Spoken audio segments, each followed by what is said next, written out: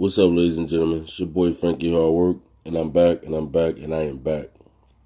So, your boy 6ix9ine pretty much just came out with a live. He talked on live because he dropped the album today. Not an album, but he dropped the video today, and the video basically did 5 million in an hour so far. You don't see it up there because it froze. He broke YouTube.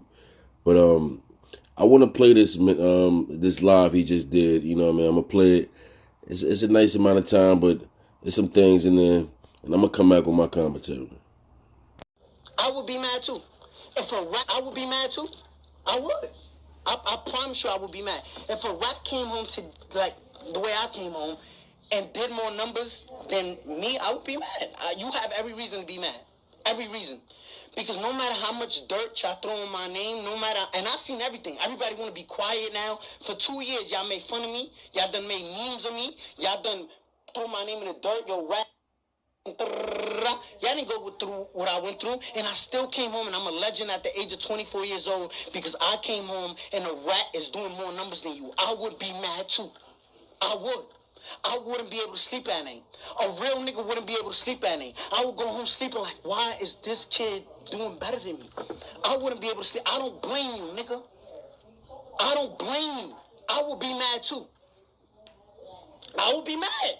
If a nigga ratted and I spend my whole life trying to be a real nigga, I'd be mad too. I'm sorry. I'm sorry. Like, I'm genuinely sorry. And another thing I want to address. For the king of New York, let's cut that out. Little boy, sit down. If you don't got this watch, I'm not beefing with anybody from New York if you don't got this watch.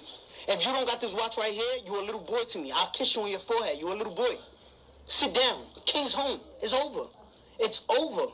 Y'all got, and I get it. If you got one Rich and Millie, nigga, this all mine, nigga. No, I'm fronting them. Whatever y'all rappers do, nigga, that's mine, nigga. All 4 cars, Lambo, Lamborghini Aventador, Wraith, McLaren, G-Wagon. You name it, nigga, all mine, all bought out. Y'all can't fuck with me. Y'all can't compete with me, and I'm gonna let y'all niggas know that. But I'm sorry, and now let me break it down. I'm sorry. I want to say that I'm sorry to my fans because, you know what? It wasn't worth it. It wasn't. And I'm gonna tell you what. If there is a street code, right? If there is a street code and there's something so-called as loyalty and everything and no snitching and all of that, I get it, right? But where was the loyalty when you was sleeping with my baby mother? Where was the loyalty when you was caught on the wiretap trying to kill me? Where was the loyalty when you tried to kidnap my mother? Where was the loyalty when you was stealing millions of dollars from me? Where was that? So who broke it first? All right, I get it. Don't fight fire with fire. I'm sorry. But what did I do wrong? Be loyal to niggas that my baby moms? Be loyal to niggas that kidnap me? Beat the shit out of me on video and everything? I'm supposed to be loyal to that? No, you know what? You know what it is? Y'all don't want to accept the fact that those is all true facts. Y'all don't want to accept. Y'all understand why I snitch. Y'all understand. Y'all don't want to understand. It's not that y'all don't understand. Y'all don't want to understand. Y'all don't want to understand that. Damn, this kid really was he moved their families out of poverty. He paid for schools for all of the members, whatever. But he snitched on them. Why? Were they loyal to me? Because when I met Son, he was sleeping on the rug. I give him money. Yo, look, listen, I'm a rainbow Mexican hair kid. I rap. I'm not about that gang shit. But listen, I know how to get us out. You wasn't loyal to me. Whether, but y'all understand. Let's just, y'all understand. And I know you understand. Y'all don't want to understand. All right, let me tell you. Before I got locked up, right? Before I got locked up,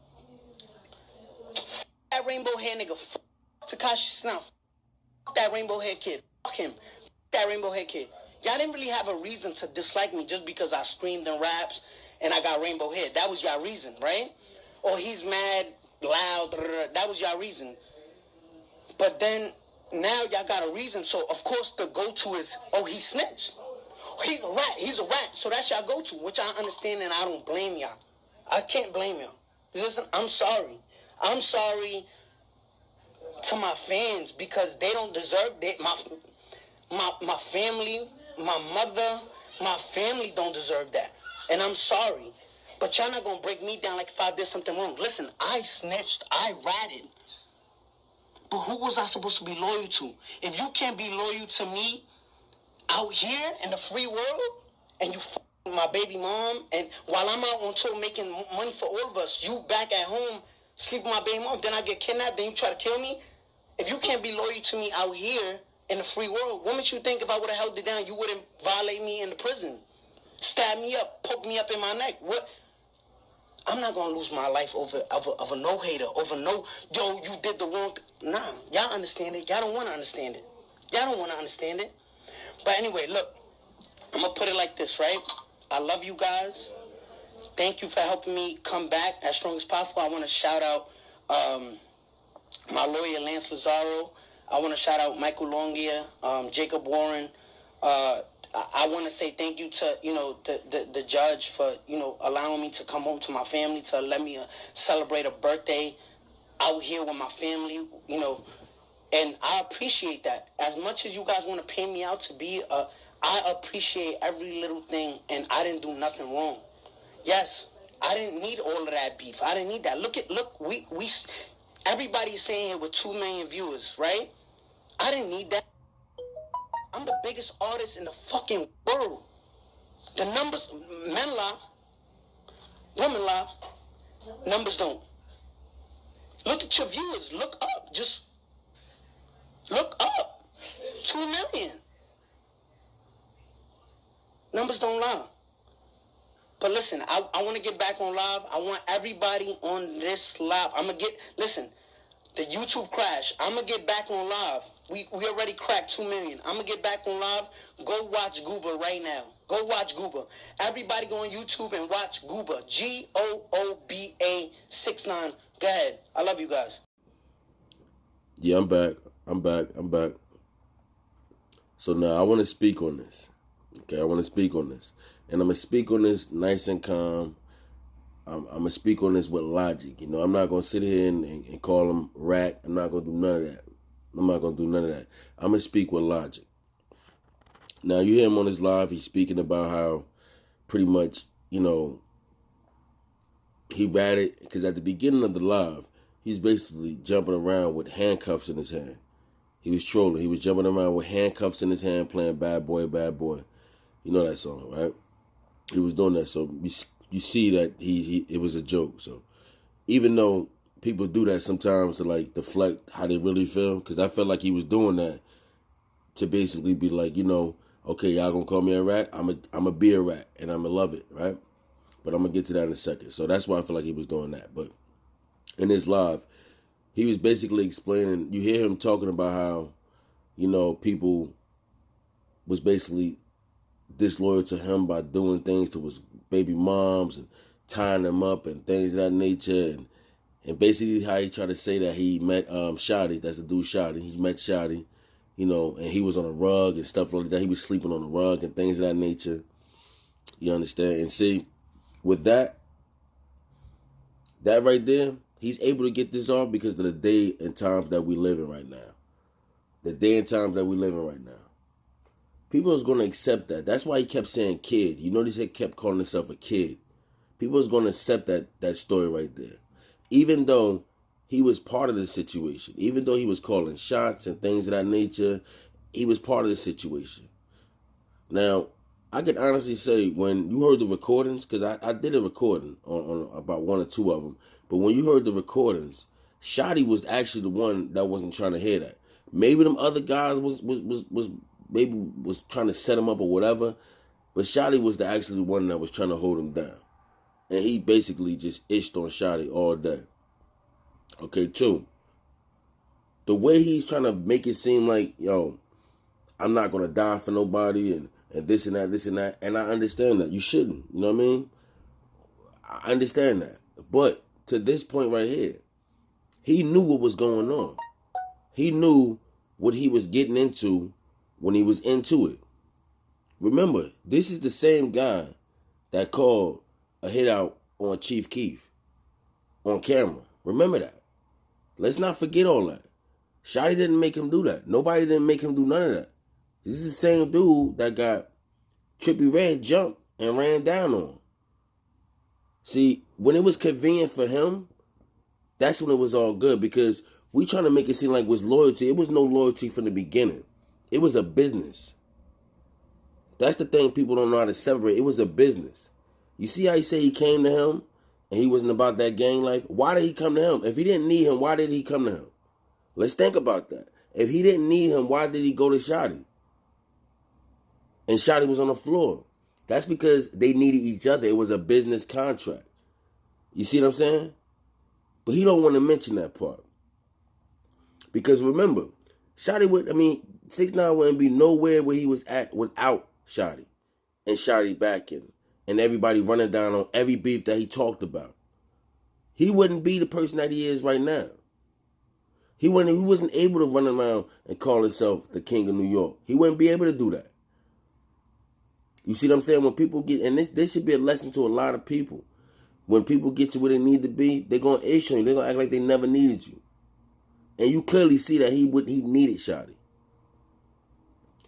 In the days as being a real nigga, you heard him. You heard him. Them days is over. Them days, you don't get no points for that. No points for that. And I said that in my video that I did about him last year. Check out my 6ix9ine playlist that I did about him. The beginning of last year. Them days is over. All these playing in the streets and all that because he made it cool. He just put a stamp on snitching. He just put his stamp on snitching.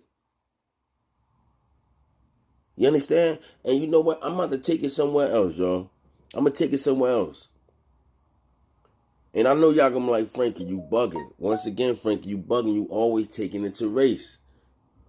Do you know why he's able and so comfortable and so good with getting over the way shining the way he is right now? Do you know why he's able to do that? Snitch and come back and get all these numbers like that. You know why? Because he snitched on black people. He snitched on a black crew. Right? You see how he said the code and all that? Let me tell you something. He's Mexican, right? Do you think that if he was part of the Mexican mafia or any Mexican gang, MS-16, any one of them gangs, you think that he would be able to do what he's doing right now? You think he would do that? No, he wouldn't do that. You think he would get looked at as he's getting looked at right now? No. Because they don't play that in their culture as well. You can't do that. We're not going to make this seem like this is just, black people on the code and snitching and all that. Because he didn't want to say that, but that's what he mean. Trust me. Trust me. Just think about it. You think if he was part of the Mexican mafia, he'd be able to get this off the way he is right now? No, he would not be able to get it off. He probably wouldn't even made it out of jail. This wouldn't have been glorified like that. I promise you. And if it would have been glorified, he'd have been hiding and all that and everything. I'm telling you, he's comfortable because at the end of the day, it's a black crew that he snitched on. And everybody out there feel the same way. They ain't not saying it, but they feel the same exact way.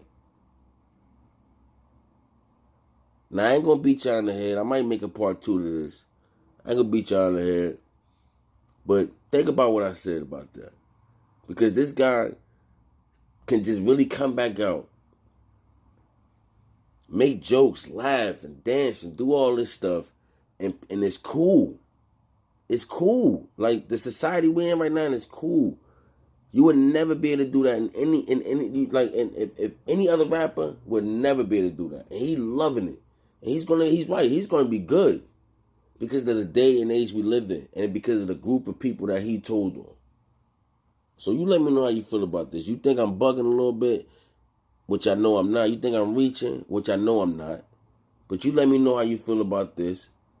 Holla at your boy. Likes, comment, subscribe, share this video. Holla at me on Frankie Hardwork 1 on IG. And y'all be easy.